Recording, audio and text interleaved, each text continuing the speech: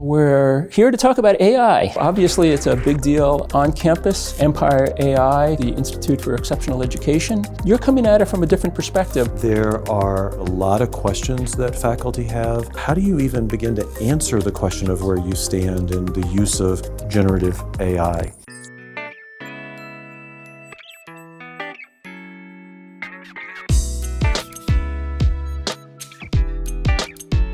Welcome to UB Tech Talk. I'm Bruce Pitman. I'm a professor in the Department of Materials Design and Innovation, and I'm the Interim Vice President and Chief Information Officer. And I'm joined here today by Graham Hammill, who is the Vice Provost for Academic Affairs. Graham, I appreciate your being here, having a conversation with us. It's my pleasure. We're here to talk about AI. So obviously it's a big deal on campus. Empire AI from the governor's initiatives. The university is the home of the Institute for Exceptional Education. You're coming at it from a different perspective, looking at, in particular, at generative AI in the classroom and how it affects students and our faculty. Do you want to talk to us a little bit about what you see in your perspective on generative AI? Like you said, we have amazing research strengths in generative AI at UB and have for quite some time. And, so the faculty, staff, students who've been involved in that research have been thinking about generative AI a lot. But I think probably until about a year and a half ago with ChatGPT going public, probably not many other faculty, staff, students were really thinking about generative AI. Suddenly there's broad access to this new, incredibly powerful tool, and people had to think about it. So my sense is that students very quickly started using generative AI in classroom assignments with a lot of questions. What's appropriate, what's not appropriate, what's effective, what's not effective. And this drove faculty to have to ask the same question. How do I deal with potential breaches of academic integrity in my classroom? So faculty who weren't thinking about generative AI had to think about it very quickly, upscale very quickly. There are, I think, a lot of questions that faculty have around algorithmic bias, around the general ethics of generative AI, what kind of transparency is available when you have third-party vendors actually providing the services. My sense is that faculty are generally cautious right now, not those who are working in the research area, but faculty who are just learning are generally cautious, either cautiously interested in learning how to better integrate generative AI into the classroom, or cautiously suspicious about the endeavor. To that end, to engage some of the faculty members, you ran a program with small seed grants this past academic year. What were you trying to achieve in that program, and what did you see? What were interesting uses? After ChatGPT went public, it was pretty clear there were faculty who were really eager to integrate generative AI into their classes. And so we wanted to make that easy for faculty who wanted to do that. So we offered small seed funding, $5,000 per initiative, focused on a couple of areas. So maybe it's faculty development, maybe it's researching challenges and trends, best practices within particular disciplines. Maybe it's, how do I use this tool to increase student learning? There were other things we focused on.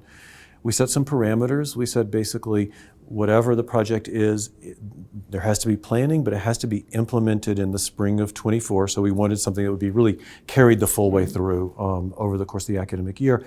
And we really wanted plans that whatever happened could be scalable beyond the seed fund period. So it wasn't just like my one-off class. It had to be, how could this scale across the program or department or whatever it may be.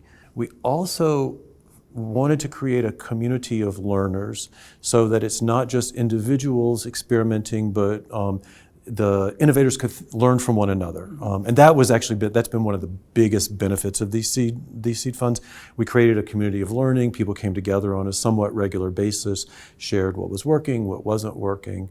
And then the other thing we wanted to do is understand from early adopters what challenges they faced and potential barriers they faced because we thought that probably more people are going to be wanting to integrate generative AI into their classroom.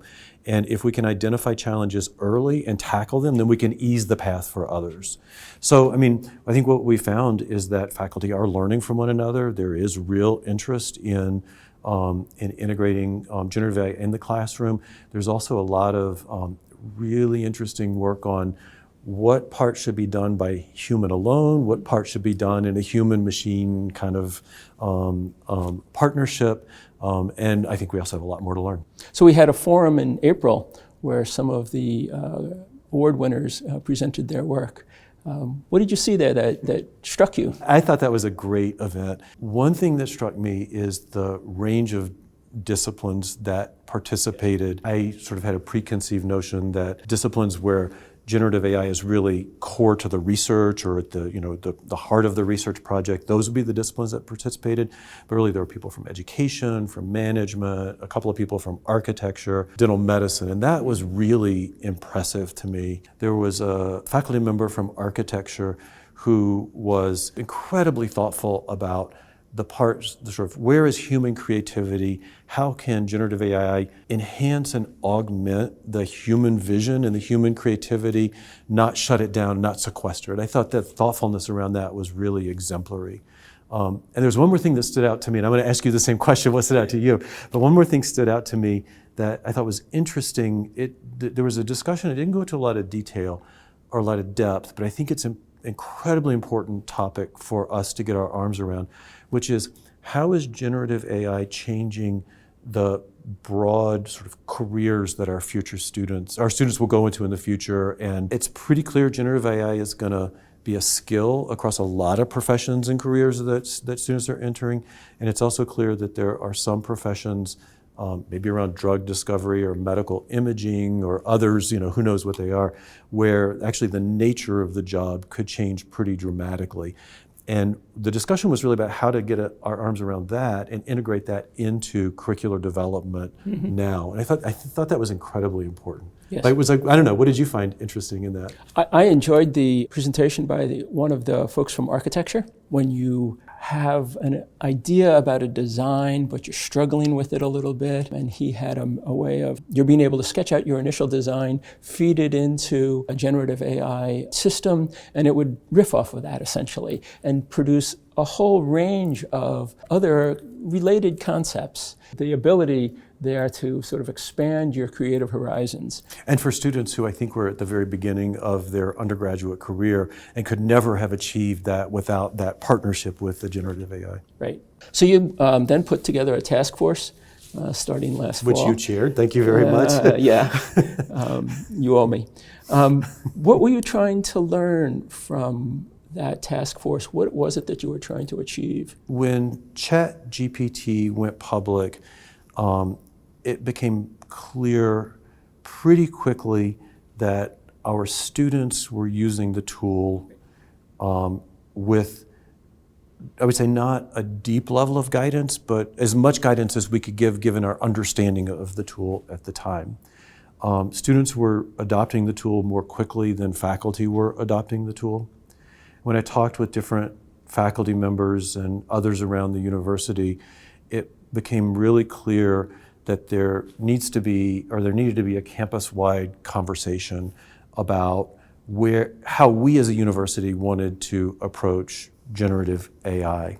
And it seemed to me that a faculty task force with very broad campus representation and a broad charge to consider the use of generative AI across undergraduate, graduate, professional degree programs was a good way to get the conversation going. It's very clear that faculty, programs, and even schools and college are all going to have different approaches and different levels of engagement with generative AI, and that's entirely to be expected. People were really looking for guidance and support to how do you even begin to answer the question of where you stand and the use of generative AI in your classroom. So that's really what a campus conversation should be about. I mean, UB's been a leader in AI research for decades, and the research is really driven by a shared vision that AI should be used for the social good.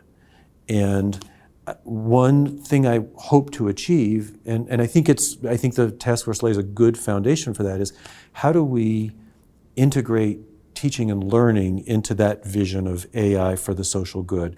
What principles do we need to operate by? What guardrails do we need to put in place? What kind of practices do we need to incentivize to make sure that we're lining up with AI being used for the benefit of the entire UB community? So you were the chair of the Generative AI Task Force. I wonder, what areas did you focus on? How did you decide those? And what was the process like?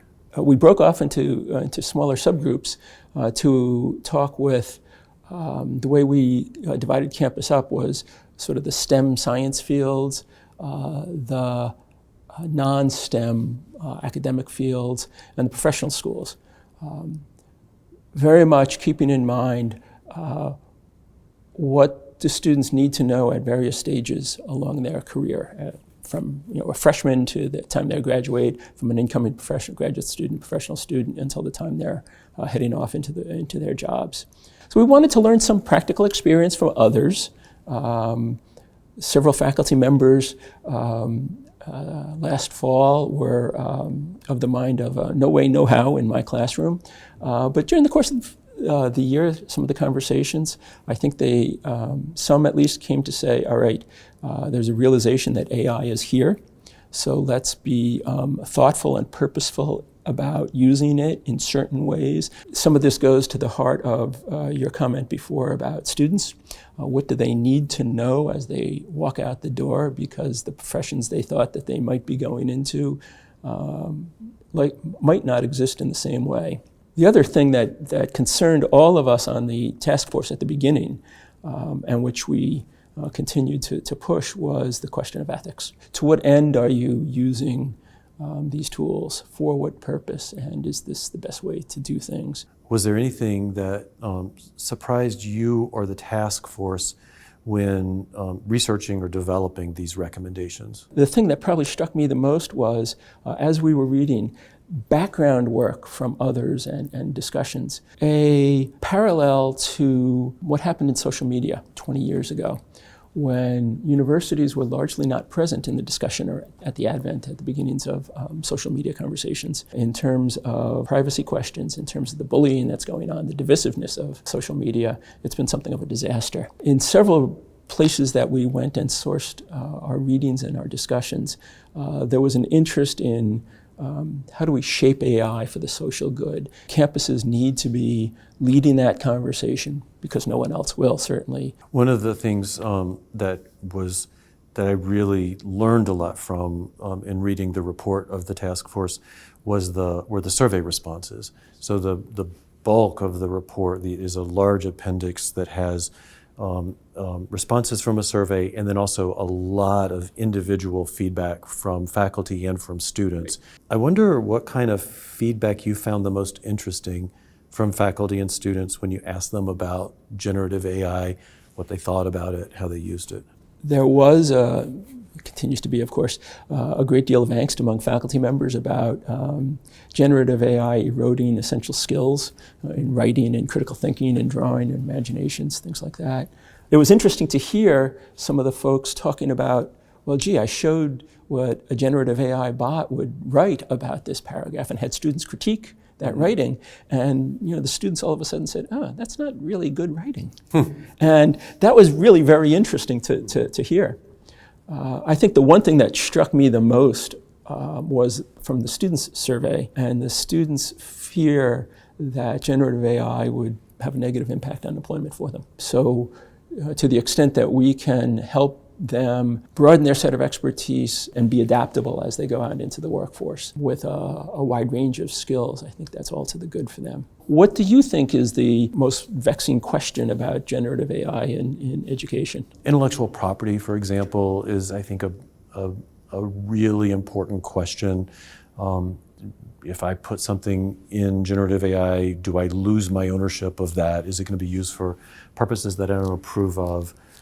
I think to me, the most vexing issue, and maybe the most urgent, is the ability of AIs to produce unintentionally or through malicious use, misinformation.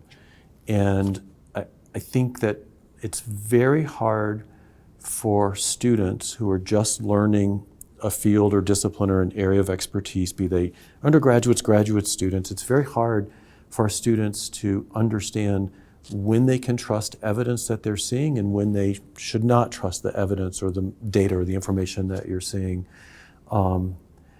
This is an old question. It's not particular to generative AI, but I think generative AI scales out misinformation in ways that we are just beginning to understand. So to me, really finding a way to help students and the world discern accurate information from misinformation is, I think, the most vexing problem that generative AI raises. I wonder what, you have a lot of experience with generative AI, so I wonder what do you think? Yeah, certainly, well, to your point, right? You're younger than I am, but I remember going to the libraries and spending days trying to do research for a paper. And you came up with 3 sources after 3 days, but you trusted them. You knew you could absolutely trust those references. And then you read them, you did all the close reading you needed, and you were able to synthesize and bring that together, right?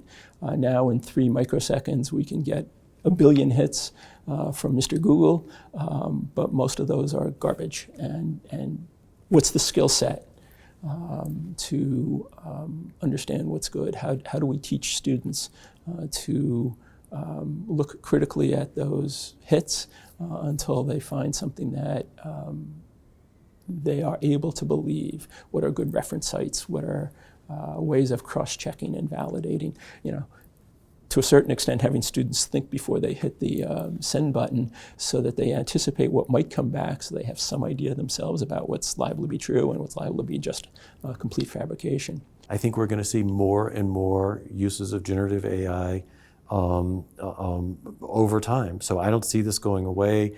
I don't see it as a fad. I think it's part of a broader change in sort of the how we receive information and how technology works. So this is why I think it's really important for us to focus on educating the UB community, the broader world, in appropriate uses of generative AI. Right. But I don't know, what do you think? Do you think it fad, not fad? Here to stay.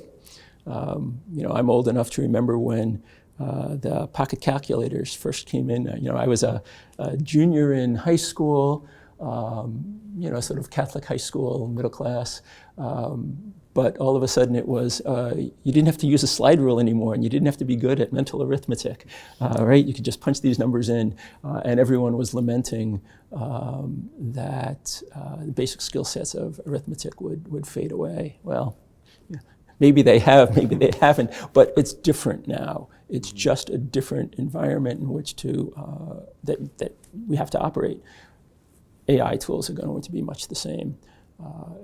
It's a tool in the toolbox. I think it's really important that we keep in mind as we use these things in a variety of ways that there's always a human in the loop, a human decision maker, a responsible figure in many ways, and that we learn how to accept these, whatever an AI tool gives us as an answer, that we learn to look at it critically. Well, Graham, thank you very much for the discussion. No, my pleasure. Thank you very much. Thanks for watching this episode of UB Tech Talk. Check out other episodes at buffalo.edu/ubit/techtalk.